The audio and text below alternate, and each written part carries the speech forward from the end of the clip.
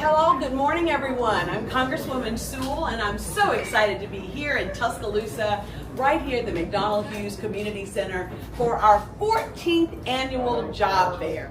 For the last 14 years, we have been connecting job seekers with great employers all across the state of Alabama. As many of you know, I move my job fair around because my district is so large. We go urban, rural. Last year we were in Selma in the Black Belt. This year we're here in Tuscaloosa. This is our third time being in Tuscaloosa over the 14 years. And I just want to say thank you to Mayor Maddox and the wonderful city council members that have been so helpful in making sure that this job fair goes out without a hitch. When I first got elected, the biggest issue was unemployment. It was in 2010. We were coming out of the Great Recession of 2008. And so unemployment was really high. And in my 14 counties, the median unemployment was 13.9%. And while we're not where we want to be, we're a far cry better today. The median is now 5.4%, which is really great. And look, when the nation has a cold, our district being a very vulnerable district with lots of wonderful people who need opportunities, we often have the flu. And so I think it's critically important as a member of Congress, not just to represent them in Washington, but to use this as a platform to bring together the best employers the state of Alabama has and deliver them to my district. And so I'm very grateful to the over 75 employers that are here today. They represent 10 different industries, everything from manufacturing, automobile manufacturing, to banking, to retail, to hospitality, to law enforcement, to federal and state agencies, and to our military. We have a lot of people who are here today, and they have one thing in common. They're looking for employees, which is a good thing. And so we just want to make sure that our constituents have the best opportunity to get ahead. And I think that that's more important these days when affordability is a #1 issue that my constituents talk about. The cost of living is sky high. If I had a nickel for every time someone talked about the price of eggs or the price of gas or the price of milk, I'd be a rich girl.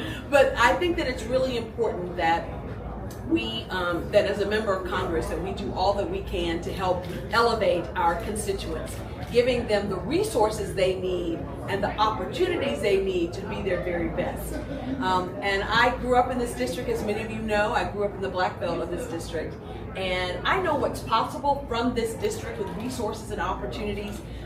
When people look at our economic plight compared to the other districts here in Alabama, we are the ones that has the highest unemployment. We are the district that has the lowest median income for both houses and for salaries.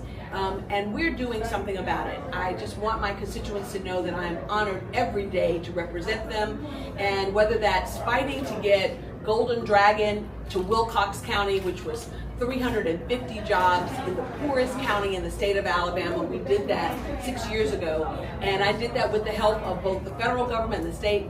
And the reality is, it's important that we deliver economic opportunities directly to our constituents. So with that, I'll open it up for questions, but I want to just thank everybody for being here. There was a line outside this morning when we arrived, and so I'm just very grateful that so many employers have participated, but more importantly, job seekers. And while we asked folks to pre-register, we had over 600 that pre-registered. I want people to know that we're here from 10 until 2, and that you can register on the spot. It's obviously free to the public. And if you need a job or want a better opportunity, I hope to see your face in the place. Congresswoman Sewell, any different challenge that you really wanted to address this year compared to others at the job fair, or any different sectors that you really wanted to teach people about today? Yeah, you know, I think that folks are really scared about the tariffs and the fact that tariffs really do cause consumer products to go up, because when you put a tariff, it's a tax on goods as they come into America. The the businesses pass that cost on to our consumers.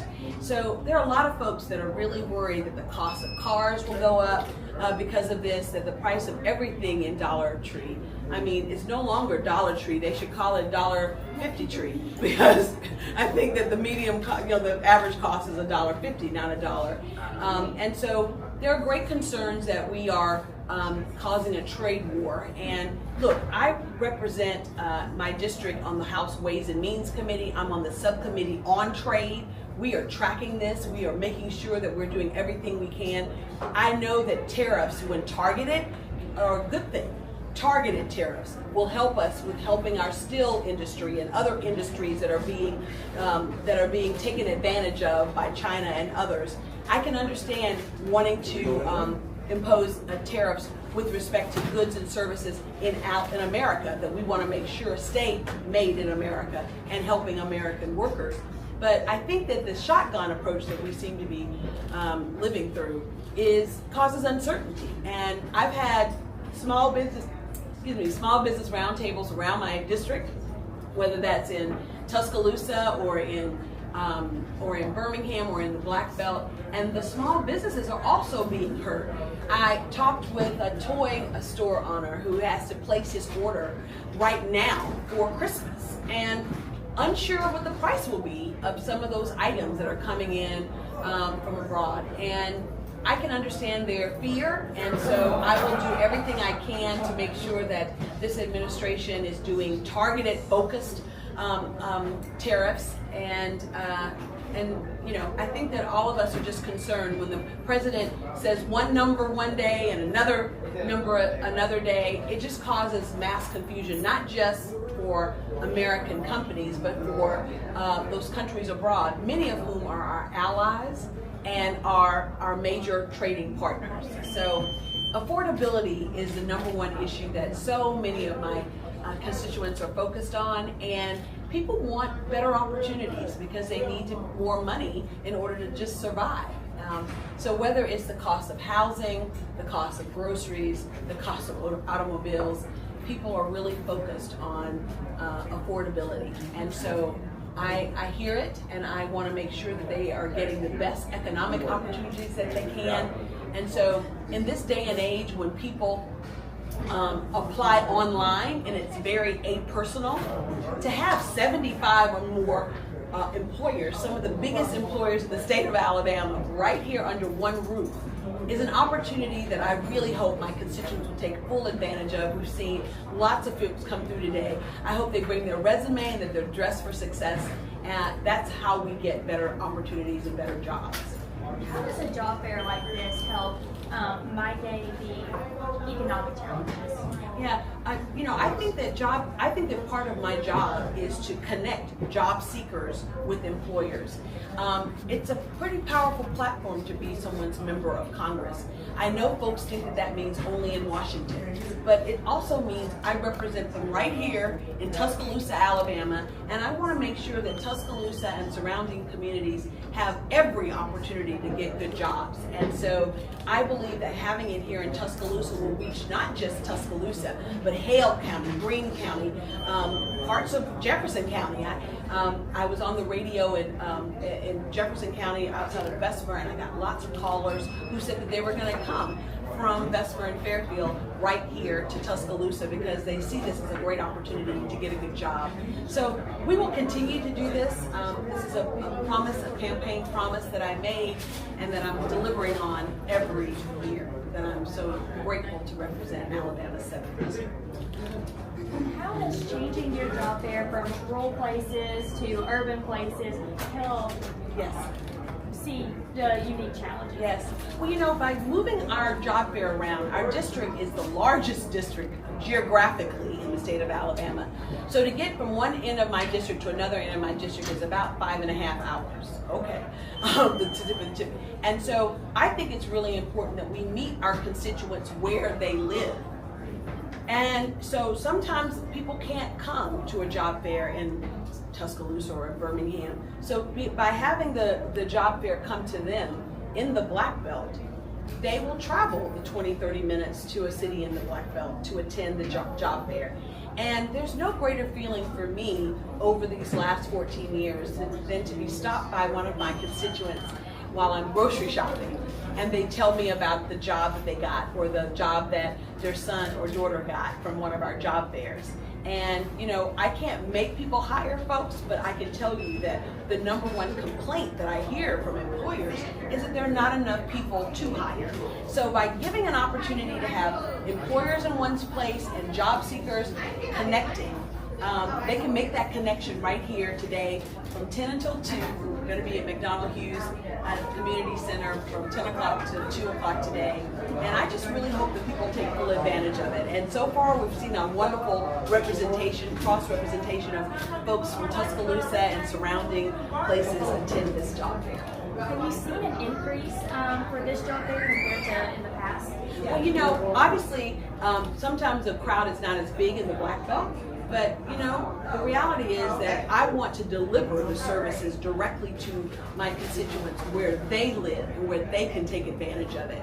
And I want to give employers in those communities an opportunity to talk to job seekers and get better employees. So, you know, look, I think that whether it's a small business or a large business, what I hear most from employers is that there are just not enough employees out there to hire, so that when they see the growth opportunities, and so that's why we not only partner and not only have here employers, we also have West Alabama Works, which is all about helping people get skills, and we have Jeff State, and you know, we have opportunities right here to get the skills you need to get an even better job. So it's not just employers, we also have those that are offering training, skills training in welding and in HVAC and all those wonderful things.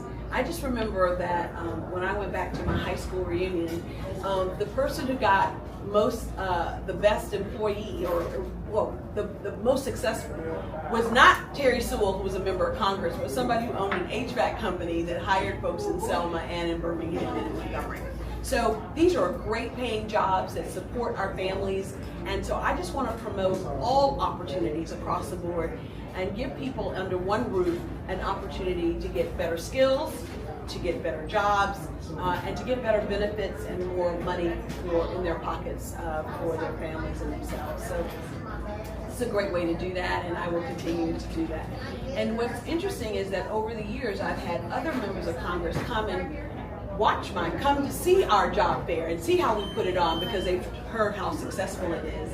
And so it's for me, it's an opportunity to not only show that the 7th Congressional District is ready to work, but it also is an opportunity for me to showcase the very best of the 7th Congressional District in Alabama and help folks get an opportunity that they wouldn't otherwise get. So it's important, and we will continue to move our job fair around and have an annual job fair. You can count on us having that job fair sometime in August or July, end of July. As many of you know, Congress is in recess and the month of the month of August, and so this is a great opportunity that first week of August to host a job fair, and when people are still, may have their children at home, they haven't started school yet. So anyway, so this is a great opportunity, and I hope people take full advantage of it. Yeah. Any other questions? Well, thank you for the opportunity for me to talk about my constituents. I am thrilled to represent my home district. It is a responsibility that I don't take lightly.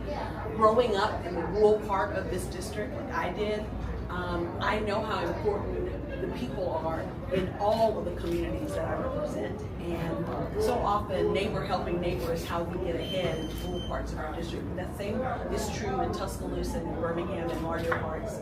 And so I see in the faces of the constituents here today, people who remind me of the folks back home, and I want to make sure that I'm doing everything I can to help them to reach their God-given potential.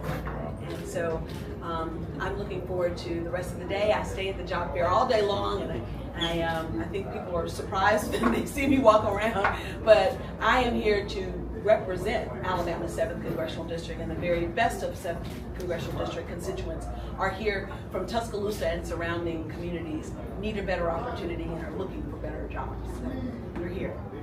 Thank you. Thank you, Congresswoman.